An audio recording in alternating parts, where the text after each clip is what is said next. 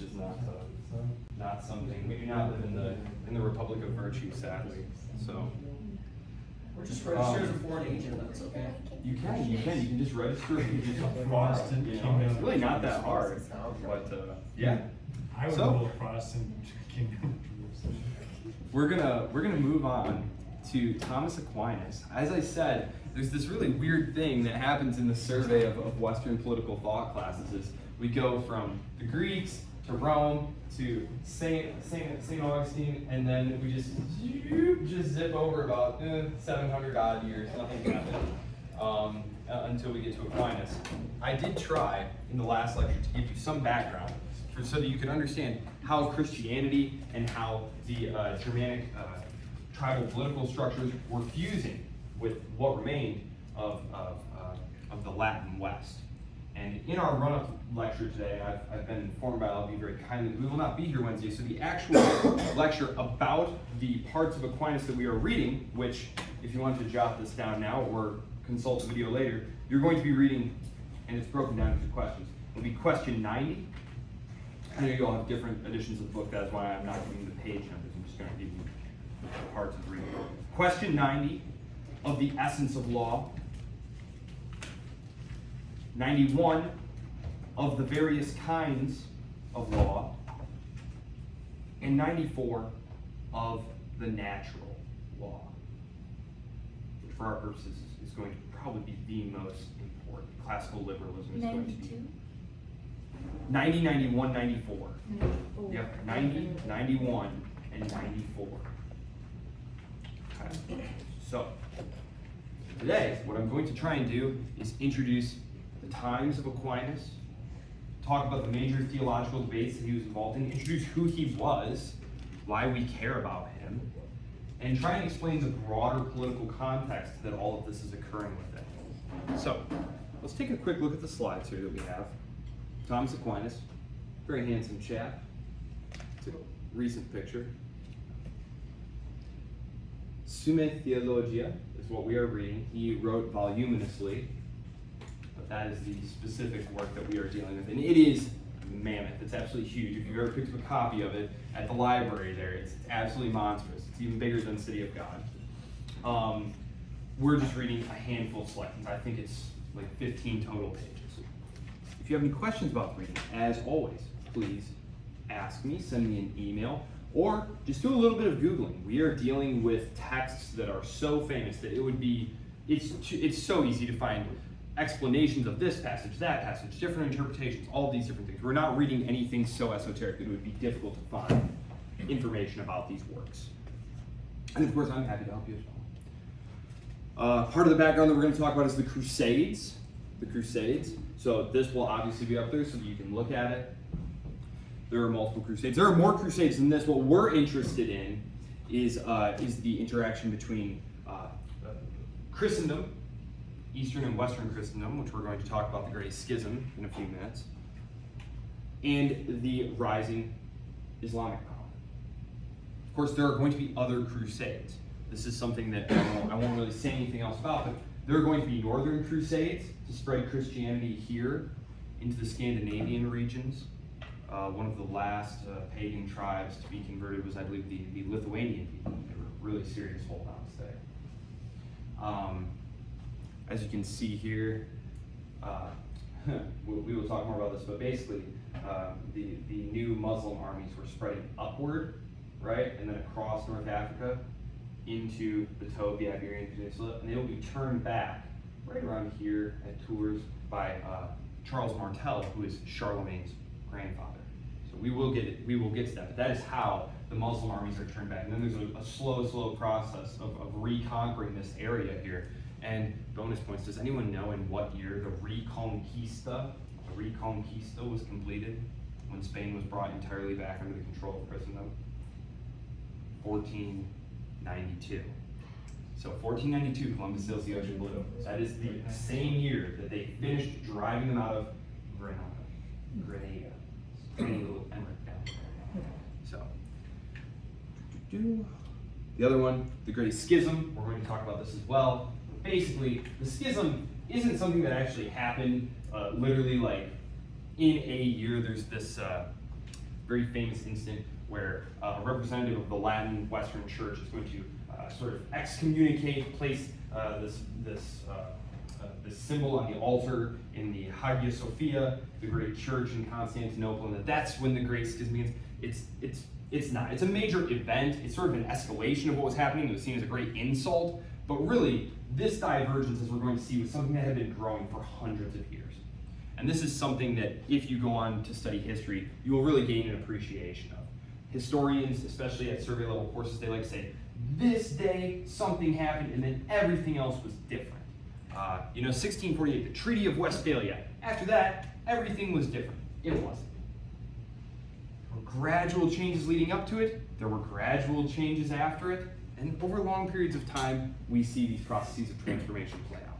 So, this combination of things, this schism, as well as this loss of land, remember, this had all been part of the Roman world here. This is something that's going to gradually bring Rome to the level of preeminence that its bishops had wanted, its eventual popes had wanted. Because you see, the other great cities of Christianity are going to fall into the hands of the Muslims. So it leaves Rome as sort of the default center. So it's kind of interesting how geopolitics played a factor in deciding this very religious dispute. Churches like Antioch, Alexandria, of course Constantinople as well. All of them were vying. And when we talk about the Great Schism, one thing that we're going to see is it was in part a debate over who was the ultimate authority. And the Pope was saying, I am the ultimate authority in Christendom. Over here, in Constantinople, the Patriarch of Constantinople was saying, okay, no, we're going to all be co-equals, and there will be kind of a college of co-equal high church leaders from each of the 4 or 5 major churches. And when there is an issue that needs to be discussed, we will together decide it. And the Pope was not a huge fan of this idea. And ultimately, as I said, geopolitics wound up playing a huge part in deciding that. And actually, this 4th Crusade right here, was anyone looking at this map? Does anyone notice anything weird about the 4th Crusade? Where doesn't it go? Into Muslim. What did you say? It goes to Doesn't go to Constantinople. It doesn't. Where does it go? Constantinople. Only goes to Constantinople. And that's because when they left Venice, these great entrepot cities of the Mediterranean, the Doge of Venice, sort of the Duke of Venice, the leader of Venice, convinced the Crusader armies that they should go sack Constantinople. So the 4th Crusade never makes it to the Holy Land. They go and sack Constantinople. So, as I said, there's a very interesting confluence of religion and politics and geopolitics during this period. And I, unfortunately, am only going to have a very brief time to be able to tell you about it. So please understand that I must, of necessity, leave a few things out, but I'm going to do my best to give you an understanding of Thomas Aquinas. So Thomas Aquinas, on the timeline here, I'm actually going to bring the timeline up. Oh, the Holy Roman Empire. I'll get to that. Okay. Who knows the line? Who knows the Rousseau line? Neither Holy nor Roman nor an empire. Thank you. I'm obligated legally to say that anytime I mention the Holy Roman Empire, so thank you for helping me. Thomas Aquinas. So, 1245, as you can see here, we have our crusades, the first crusade here, right? The Great Schism we talked about. So about 150, 200 years here past the life of Aquinas. The Avignon papacy, I will mention this when we get there, but just so you know, this is when papal authority is going to be contested. I had said that a French king is going to literally kidnap a pope. He's not physically going to go himself, but he's going to send some of his men there, and they're going to kidnap him and wrap him up in a carpet and try and cart him away, and he winds up getting killed as a result. And the papacy is going to be relocated to Avignon in France, and there's going to be rival popes and anti-popes. It's a very complicated period of church history, but this is sort of the milieu that he is living in. So, Thomas Aquinas, 1225 to 1274, one of the most important figures in the history of the Catholic Church and in Western philosophy. He's going to reintroduce us to Aristotle. He's going to, we're primarily interested in his political contributions, but of course he wrote about theology, ethics, metaphysics. As we've seen with our study of the Greeks in particular, your view of ethics and human nature very much is going to play a part in how you conceive of the proper political order, or an ideal political order, or workable political orders. So, let's take a look, in order to understand really his work, which we're going to dive into Wednesday, asynchronously. Thank you all for reminding me again. We're going to try and understand his life and the broader times that he was living in. So he was born in Italy. His family belonged to the lower nobility, and like many of the lower noble families of the time, they saw the church as a path for advancement, especially if you had what was called entailment. Basically, this was used to prevent the breaking up of estates, because the idea was if you had several sons, for example, and you gave each of them part of your land, over generations, the land would become so small you wouldn't be a great landowner anymore. And your family would eventually become like small farmers. And so what you would do is you would entail the land, and you would just give it all to your first son. And then you would hopefully have him marry and get some more lands and grow the thing bigger. This is how the Habsburgs ultimately become so powerful. They're originally just a very, very small little landholding family, but over centuries of marriage they do that. So if you had second or third sons, send them into the church, especially if they could be educated, become like a bishop, be very powerful. So he is going to be schooled at Monte Cassino, which those big World War II aficionados will no doubt be familiar with the Battle of Monte Cassino. He was educated by the Benedictine monks. I do not have time to go into all the monastic orders. That would be a church history class, but he's going to study at the University of Naples. Aristotle is being studied there. This is a great seaside entrepot city that's going to have a lot of interaction with the Arab states. And as I told you, Aristotle is going to be preserved in the Arab societies, in the Arab intellectual circles. It's going to be largely lost to the West. So he encounters Aristotle. He's going to join the Dominican order, and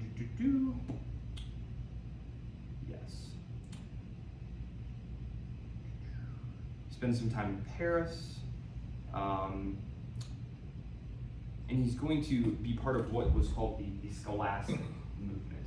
And this was sort of an intellectualization of Christianity. We think of university life today, maybe not here necessarily, but certainly at large public universities, as being secular education, rightly or wrongly. I'll keep it there. But certainly in the medieval period, there was no clear distinction there at all. So he's going to spend his time trying to reconcile faith and reason through the integration of philosophy, particularly that of Aristotle. Remember, Platonism was what the early church is going to encounter and really have a very easy time fusing together, right? There was this ideal realm, sort of a spiritual realm. This is all very, amenable to Christian teaching, certainly, especially the early mystical teachings. Aristotle, though, had been more concerned with observable things, observable facts, being able to test things, learn from experience. This is, this is not something that's going to be particularly amenable to the early church. But this is something that Aristotle says, no, it actually is. And so he's going to pursue a rigorous intellectualization of Christianity, if I may. So, Aquinas' life and work is going to be unfolding during a time of incredible institutional and intellectual growth. In the centuries following the fall of the Roman Empire, Europe had undergone a long period of what I believe is general stagnation. I know it's sort of in vogue now to say that, like, oh no, there was lots of things happening, and no, really, I mean, I think David Hume was probably correct when he said that if you had to choose a time to be alive between the 1st century AD and when he was writing in the middle of the 1700s, the golden era of the Roman Empire was probably when you could live the best life. So, by the 12th century, though, a series of social, political, and intellectual developments are going to give rise to what's known as the High Middle Ages. We're going to have the rise of universities, the rise of banking, the rise of complex banking, sort of proto-capitalist institutions are developing. especially in Italy, in the Italian city-states. That's something that we'll talk about more in the context of Machiavelli's world. Italy is actually going to be the home of all the really great, profound powers of the time, actually. We think of Italy as being this sort of slow developing, never really got there type power. And it's because they kind of peaked in like the 14th, 15th centuries. So as we're going to see, these great maritime empires of Pisa, of Genoa, of Venice, of course. Venice is very famous. Pisa, of course, is the home of Galileo. So the rise of scholasticism is going to be very closely tied to the rediscovery of the classical works, particularly Aristotle. As I had said, these works were not part of the Western canon. You had church teachings, and you had sort of tribal customs, tribal lore, but you really didn't have access to the ancient Greeks or the ancient Roman writings. These things have been lost. We're talking about, several hundred years have gone by here. And if any of you have ever, left a book in like a damp foyer for a week or two, you can feel it, right? And so you have to imagine what's going on over centuries and centuries. It's why, for example, we have so little of even Cicero's great work on the laws. Very, very little of it. So, as I said, these are going to come from the Islamic world. They're translated back into Latin, and they begin to challenge the dominant Augustinian tradition that had emphasized the primacy of divine illumination over human reason. Aristotle's emphasis on empirical observation and logic presented both a challenge and an opportunity for Christian theologians like Aquinas. Now, Aquinas was living during a time when Christendom was defined not just by religious unity, but also by a complex political structure and military campaigning. And the most significant events shaping the world in which Aquinas lived was obviously the Crusades. So these were a series of military campaigns launched by the Western European Christians. I'm going to go back to the map here really quick.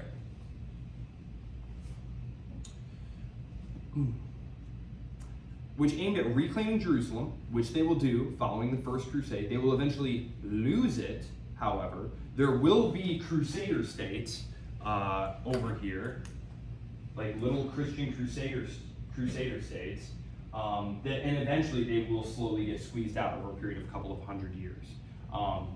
There will be attempted crusades down the Nile. As I said, though, by about 1200, they're kind of giving up on these things. They're incredibly expensive. They haven't been terribly successful since the First Crusade. And also, there's going to be a lot of dissent here and here, and eventually, of course, the Protestant Reformation as well. There's going to be a lot of internal fighting. There's going to be what's called the Albigensian Crusade. And this is fought in southern France where, hard to know with old-time statistics, but they claim 1 million people were killed, 1 million heretics were killed in what's basically southern France. So, but it is going to result in the Christianization of Europe. So the Crusades are going to have a profound impact on European society, deepening the divide between the Christian and Islamic worlds, which prior to that point hadn't had a terribly antagonistic relationship. Certainly not since they had been turned back here in the West. There was not a terrible amount of warfare going on, just small intermittent, as I said, gradual warfare as they were slowly pushed back. These were the Moors. These were the Moorish Muslims.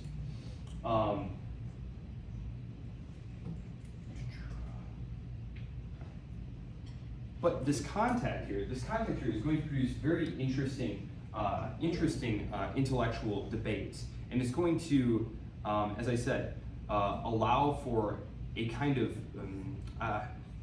value-free maturation, if you will, a maturation of Christian thought beyond the sort of who's seen the film? It's kind of a terrible film. It had Orlando Bloom in it. It was about the Crusades. It can't be terrible if it had Orlando. Kingdom of Heaven, and they're all just like, why? Because God wills it. It moves to a more intellectual, more reasoned. Has anyone read any apologetics, like any Catholic apologetics? No? It's very studied, logical, applied argument to convince you why Trinitarian doctrine is true, why the incarnation is true. It's not this kind of, you have faith. It's like, no, I will literally prove it to you using very recognizably Enlightenment methods of argumentation. So, yes, this is where this whole school comes from. So, which is very good reading, by the way, even if you aren't Catholic, I find it, I still read them. So, politically, Europe is dominated by a patchwork of kingdoms and principalities. But the Holy Roman Empire, I'll bring this up here now. The Holy Roman Empire. Okay, so in 800, I had mentioned some of the barbarian successor states are going to grow very large. And one of them was the Franks, right? The Franks. Charles Martel at Tours, which is not on this map, but it's right about here. Basically, they push the Moors back in Spain. There's mountains here too, the Pyrenees Mountains. So there's kind of a nice natural barrier there. But essentially, his grandson, Charlemagne, is going to be a very, very powerful Frankish king. He is going to help the Pope. The Pope is having problems with some Normans, the Normans down there. And so the Pope is going to call for help. What great king of Christendom will help me? And Charlemagne's like, I'll come help you. And so he destroys the Norman army. Actually, I think they betray him and run away because they know they're going to get killed. Anyway, the Pope's side wins, and Charlemagne is crowned by the Pope. And this is one of those, again, we talked about St. Ambrose and Theodosius clashing, and St. Ambrose, eventually winning and asserting his authority over Theodosius, the Roman emperor. Again here, Charlemagne, who has all the worldly power one might expect. He's got the armies, after all, but it's the Pope who gives him the authority, the imperial crown.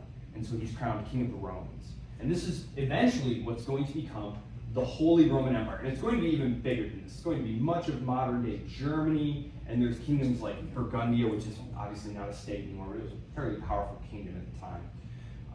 And so it's going to cover a large portion of this area. Apparently, monolithically. Wow, isn't that great? In fact, this is a more accurate representation of what political power looked like. And there are historians and political scientists who argue that it is this political decentralization that eventually led to Western Europe conquering the entire rest of the world. There's a great book by Walt Scheidel called, I have to pull it up in case any of you want to read it. It's an excellent book. Walter Scheidel, Why Rome Fell? That's not it. Why Rome Fell. No, what is it? Sorry. I know that's not what it's called. What is it? Escape from Rome. That's what it is. Where he argued that the intense political decentralization that occurred in Europe, which you don't find anywhere else in the world, outside of maybe like some tribal confederations among the Amerindians in North America, who were really not major players. He's talking about like the great land empires of Eurasia, right? From the Persians to the Mongols to even the Han or the Ming Chinese, all of these different ones. He says it was this political decentralization that ultimately led to this highly intensive, competitive, politically polycentric cauldron where competition to survive was so fierce that there was this constant urgency to innovate militarily, politically, commercially, lest you be destroyed by your next door neighbor. Unlike these great sprawling empires who had really no urgency to adapt the latest technology or really push to innovate or do things like that. It's really very interesting book. He does a lot of like counterfactual historical reasoning, saying like, well, what if this had happened? Let's imagine this happened instead. And it's a very fascinating book and very accessible too. I highly recommend it. But anyway, so as you can see here, we talked about feudal obligations. So what would happen here is you had the laser pointer, which was invented recently. Okay. So what you had is you had the emperor at the very top, but he could not just command all of his subjects to do something. He would have to call his imperial princes together and say, look, here's what I need us to do. And then the imperial princes would each go back to their area, and they would go to their, so there was what's called mediated feudalism. So you had like your imperial princes, then they each had a bunch of vassals and lords who had vassals and lords who had vassals and lords. There's a big pyramid all the way down to the local level. And so this is one of the things that's going to make Napoleon's job of smashing the Holy Roman Empire very easy. Just think about this. Instead of this, you have one French general commanding huge French armies and just driving them like a bulldozer into this patchwork of disconnected political authorities with different military leadership, and they're all arguing over who's in charge of this or that. Yeah, Napoleon had a great quote that says, the more allies they have, the stronger I am. Meaning that the coordination problem, right, that the more people you have to coordinate with, the weaker you are. And so this is a very interesting problem, and they are able though. The Holy Roman Empire is going to last from 800 to 1806. 1806, I believe, is when it is destroyed. Basically, the final Holy Roman Emperor dissolves the empire, because he realizes that Napoleon is going to be in town in like 10 minutes, and they really don't want him taking the crown and crowning himself the new Holy Roman Emperor. So they just dissolve the empire to prevent Napoleon seizing it. It's going to be there for 1,000 years. It's a very complicated political structure. It's highly decentralized. A lot of the history of the period 800 to about 1300 is going to involve contests between the Holy Roman Emperor and the Pope over who is actually in charge. And you're going to have to take sides. There's going to be, in fact, I will talk about it in just a minute. There's going to be the Guelphs and the Ghibellines. These are the two factions, and they're in every city. And just like the Protestant Reformation, these religious differences are going to combine with local commercial rivalry and political rivalry to spiral into huge battles and feuds. So why don't we go to that? So let me pull it up here. The Guelphs and the Ghibellines. So this is going on during Aquinas' time, but it's going to carry on after his time as well. The papacy is battling for control over the secular rulers. So the Guelphs and the Ghibellines. The Guelphs, and that's Guelphs, the Guelphs, they supported the papacy, while the Ghibellines, Ghibellines, in case anyone wants to look this stuff up. This stuff is very hard to spell. And if you get it wrong, it's very hard to get it to come up right with a Google search. The Guelphs supported the papacy, while the Ghibellines backed the Holy Roman Emperor. And it was just this battle between church and state, if you want to think of it that way. Aquinas himself lived through this. It intensified, actually, after his death. So let's talk a little bit about this battle between secular and religious political authorities. Because obviously we know today who ultimately wound up triumphing. Do any Western political leaders look to the Pope? No. The papacy did lose out. By the late medieval period, secular rulers in France, England, and the Holy Roman Empire began consolidating their own power. And this is critical, because we said that there was this good kind of symbiotic relationship between these secular rulers and the papacy. We talked about how these secular rulers were not actually very strong. They really were reliant on getting their lords and their vassals to do what they were supposed to do in their system of obligations, these feudal obligations. And who told you that you had to do that? What local authority? Your local bishop. Your local priest was there reminding the serfs that it was right and good in God's will that they should be doing as they are doing, obeying their Lord. And then the bishop was saying it's right and good that you should serve your Lord. And that the Lord needed to behave in an appropriate way to take care of his vassals and their vassals, etc. And so it was this system of mutual cooperation that the church was very critical to holding on to. As the power of secular rulers grows, they feel less and less constrained to act cooperatively. A great example of this would be the French kings of the 16th and early 17th century, of whom Louis XIV, the Sun King, is one of the most famous. But what he did is, instead of cooperating with his lords, and when they disobeyed, calling a big council and stuff, what did he do? He just raised an army of his loyal lords, went and killed all the ones who wouldn't listen to him, and just confiscated their lands and gave them to loyal subjects. And consolidated his power as a result, and brought them all to live with him at Versailles. So This is all part of this process of centralizing political authority. Yes. That is a little bit later, though. We're still in the 1300s. The conflicts between the Guelphs and the Ghibellines is going to be a huge problem in the Italian city-states. Italy's topography, I've mentioned this, I believe, before, is very mountainous and not conducive to moving armies around quickly to, put down rebellions and stuff, so you can consolidate very quickly. France is very flat, right? In the south, there's mountains and stuff, but it's mostly nice, flat, pastoral land. Pretty easy to march an army around there if you need to.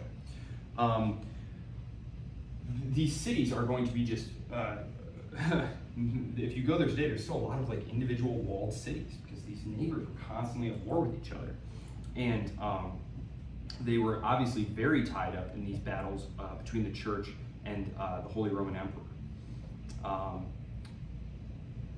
In the 14th century, we're going to see the papacy moved, and this is early, this is shortly after the death of Aquinas here. The papacy is going to be moved to Avignon.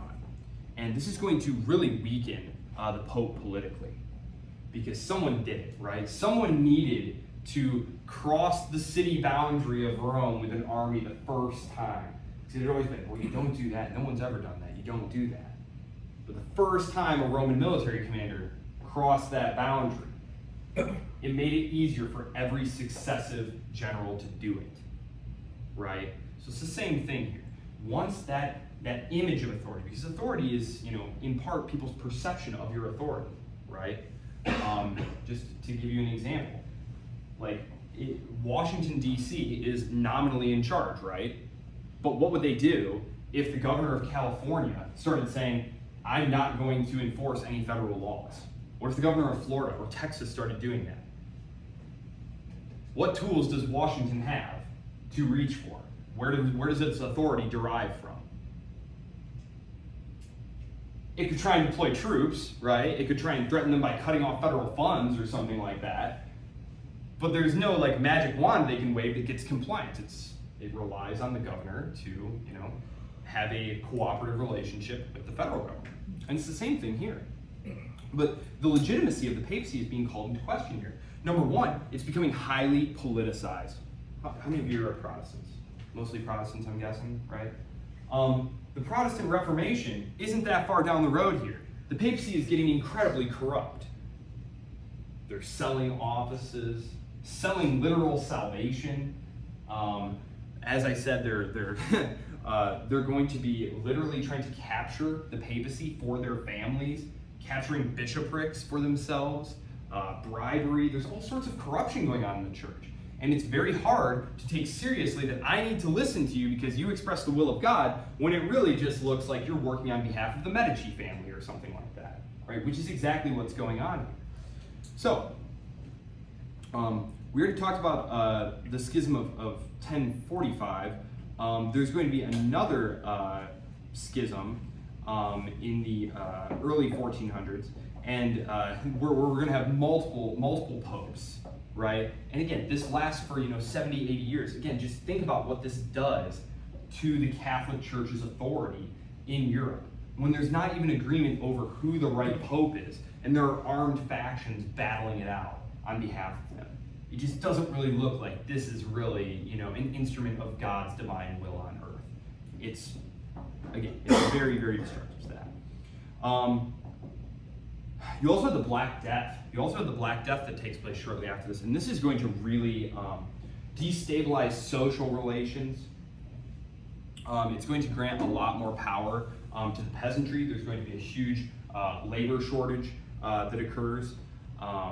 And it's going to be very conducive to kings simply, so like the Spanish kings, for example, Spanish kings and queens, for example, just doing away with a lot of the mediated feudalism and binding the peasantry more directly to themselves, eliminating a lot of those other layers, creating not so much this patchwork here, but maybe making more patches like this, where there's just larger pieces of territory. Or instead of having to call together a council of 1,000 different guys to haggle out what we need to do, we need to call about 10 or 12 of them. It's going to streamline rule. It's going to make decision making much quicker. It's going to enable much more efficient tax collection. so you can raise better armies, build more ships. And spoiler alert, the Spanish are you should be bullish on the Spanish at this point in time. If you were betting long in the 1300s, you should be betting on Spain, because they're gonna be huge. Okay, so, let's go back though. Sorry. I want to talk a little bit about the theological debates of Aquinas' time, because the debates that are going on are kind of separate. These are occurring in the universities between Catholic theologians. The popes being bounced around, and the anti-popes and all those other things, that's all really just political. It is different powerful families and factions fighting over control, over this perceived instrument of legitimacy. It has virtually nothing to do with actual doctrine, insofar as you don't consider this a doctrinal dispute. Hey, I have the Pope now up here in France, and you have to listen to him because he's the real Pope because I said so. Like, that's about the extent of the French king's interest in the theological aspects of this debate. So, Aquinas' life was marked by a number of theological controversies, many of which revolved around the relationship between faith and reason. So one of the major debates this time was over the nature of the Eucharist. No one in here is Catholic, correct? It's the bread. You're Catholic? You're Catholic? Okay, me too. No, I'm just kidding. I am Catholic though. Okay, so the Eucharist. So for those of you who don't know, do you know about the Eucharist? Isn't it like the bread? The that bread. They Okay. eat during communion that like the priest blesses it? Bingo. Okay, so, yes. Okay, so the question was over how the bread and wine used during the sacrament could be transformed into the body and blood of Christ, which is what is purportedly happening during that part of the Mass. Aquinas contributed to this debate through his doctrine of what was called transubstantiation, that will be on the spelling test. And this held, spell transubstantiation, that will be your final exam. Transubstantiation held that the substance of the bread and wine was transformed, okay, while the accidental aspects of it, that is its outward physical appearance, was unchanged, okay? This explanation became the official teaching of the Catholic Church, and it remains so to this day. So do not believe your eyes. Another important debate was over the relationship between grace and free will. This is going to be a major one that the Protestants are going to be huge into, right? Some theologians, following Augustine, emphasized the necessity of divine grace for salvation, while others, including Aquinas, urged that human free will also played a role. Aquinas developed a nuanced understanding of how grace and free will could coexist, a position that would influence the Catholic Church's teaching on the matter. Aquinas also entered into debates with Muslim and Jewish philosophers who were active participants in the intellectual community of the 13th century. Remember, he's in Italy here, and Italy is the major port. These are the major ports. The major ports are here in Naples, here in Pisa, here in Genoa, and here in Venice. And all of the trade is going on in the Mediterranean. We've not yet built the massive Prince Henry the Navigator deep water ships to go voyaging out into the Atlantic. So if you're doing any trade at all, which is it easier to move something over land or over water?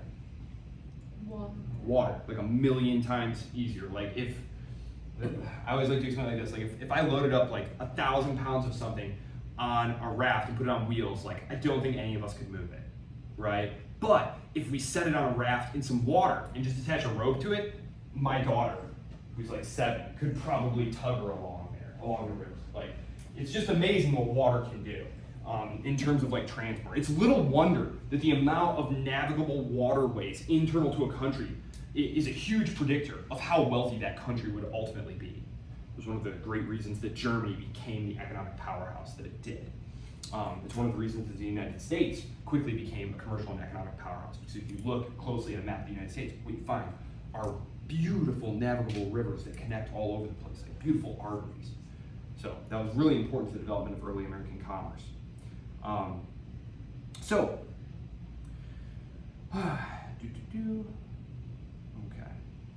What else did I want to say about this?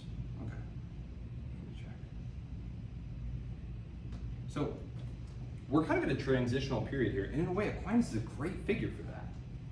Because we're kind of departing the Middle Ages here, which are going to be characterized by political decentralization, sort of the aftermath, the outgrowths of the collapse of the Western Roman Empire.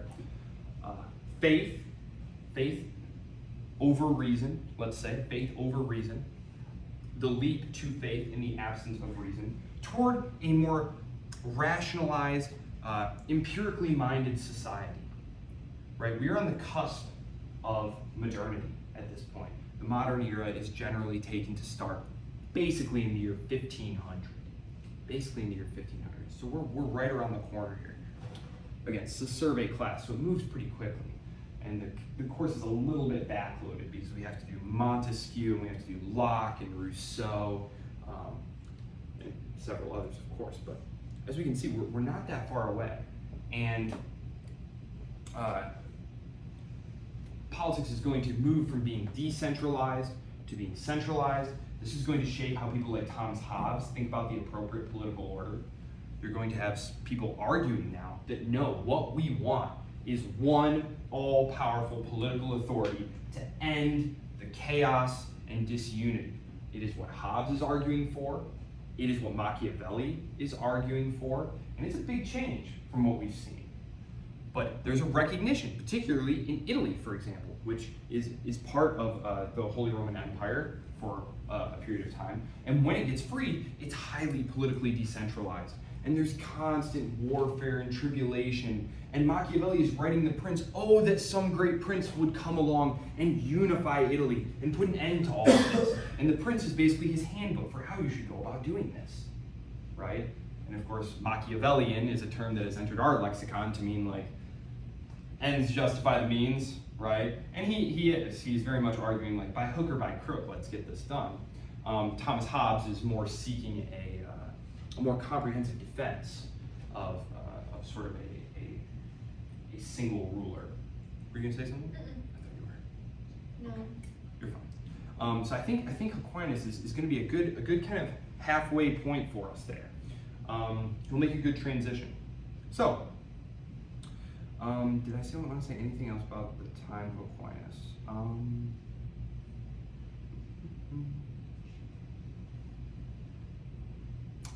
going to save the Reformation for another time. Save that. Yeah. Okay. Are there any questions so far on what we have? I know we have about 8 minutes left, and I'm just looking to see if there's anything else that I'd like to introduce you to as far as the life and times of Aquinas here, because I have like 12 pages of stuff here. Okay, so I'll just talk a little bit about Aquinas' synthesis of faith and reason here as I wrap things up. So, as I have alluded to many times, at the heart of Aquinas' work is a synthesis of Christian theology with Aristotelian philosophy. While early Christian thinkers had been very suspicious of Aristotle's emphasis on empirical knowledge and reason, Aquinas saw Aristotle's work as a valuable tool for understanding God's creation. He believed that faith and reason were not opposed to one another, but were complementary paths to truth. So, this was a pretty bold position at the time. Aquinas' magnum opus, Summa Theologica, which is what we're going to be reading. Yes? Is this where you start to get the divergence of the idea that everything within the natural world is explainable through logic and then everything in the supernatural world isn't? At the level of a survey course, yes, I would say yes. Because obviously we could trace these defects like Boetius and Duns Scotus, and you can find hints and strains in there. But this is certainly, for our purposes, where you start to see a formalized doctrine of this being set out. And as I said, Aristotle is going to be highly influential in how the Enlightenment thinkers who are going to start covering week after next, because next week is, I believe, Machiavelli, and then maybe we have Hobbes in there with, Machiavelli, Hobbes, so 2 weeks. But you will definitely hear traces of, you'll hear allusions to like natural law and things of that nature regularly. Yes, so the work that we are quote unquote reading here, we're of course only reading very limited selections of it. Summa Theologica, huge, vast, addresses a variety of topics and questions. You can basically divide it into 3 main parts though. The first focuses on God, the second on ethics and human behavior, and the third on Christ and the sacraments. So hugely important. If you go into theology or philosophy as a graduate student, you will be handed this giant book and be expected to read it. So heads up there. And just this, maybe this will capture the essence of Aquinas' approach to religion. He set out to prove that God existed, right? This is not something that was common to pre-modern thinkers, right? To set out to show you, to prove to you that God exists. So he was a bit of an interesting character.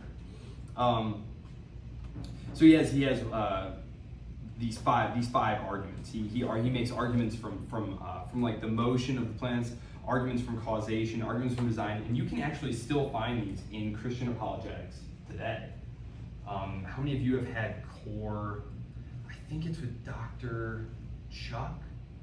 Chuck White. Chuck White, is he still here? Yeah, he's actually right next door. Is he right next door? I haven't run into him. Okay, yeah, I remember him teaching these arguments when I was an undergraduate. I can't remember if it was core 3 or core 4, but so not so much has changed, right? These were incredibly persuasive arguments. So again, a rational defense of theism. Again, just think of moving from because God wills it to like, no, I'll prove it to you. And so this is the idea that things need to be rationally justified. As we move towards the Enlightenment, where they start asking, again, these questions about what makes a thing legitimate? What makes political authority legitimate? This was something that had been answered for about the last 1,000 years by, well, this is the world that God made, and it is hierarchical, and it is blessed by, the church, and it is the divine will that it should be this way. And instead, you start getting rational inquiries into whether or not this is so. And this is not to say yes or no, it is only to say that things start to be evaluated in a very different way.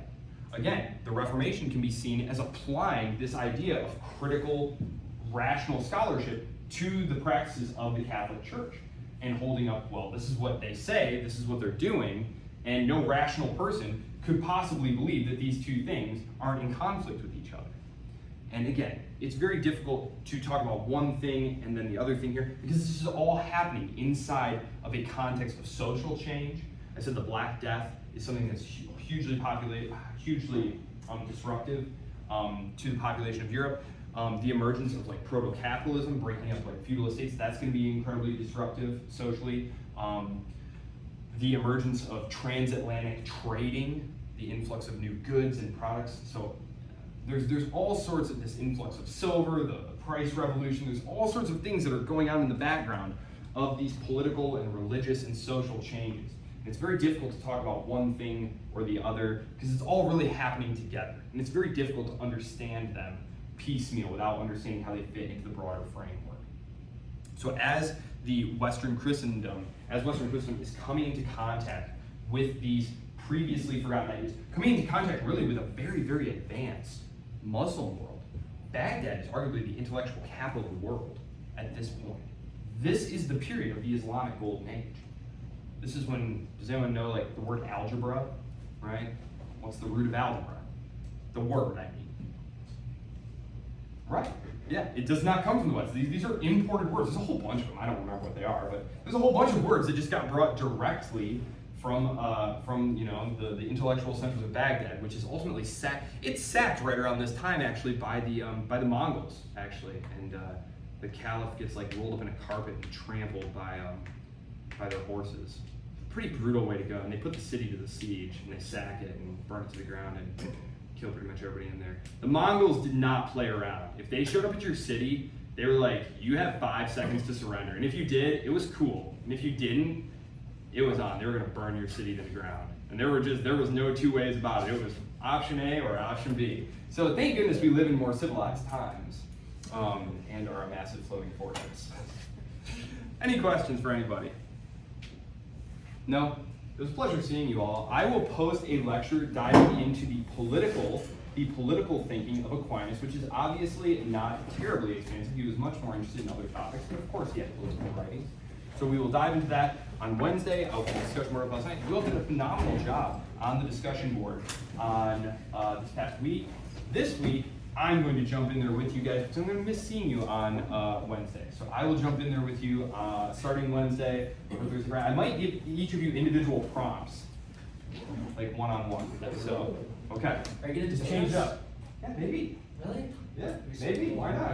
Yeah. That would be fun. Okay, great. I look forward to seeing all of you. Please, if you have any questions at all about the reading or anything like that, please email me. That's good. Okay, have a great week. Goodness, I won't see you again until I Monday. can't as tell you, well. these kids are awesome. Awesome.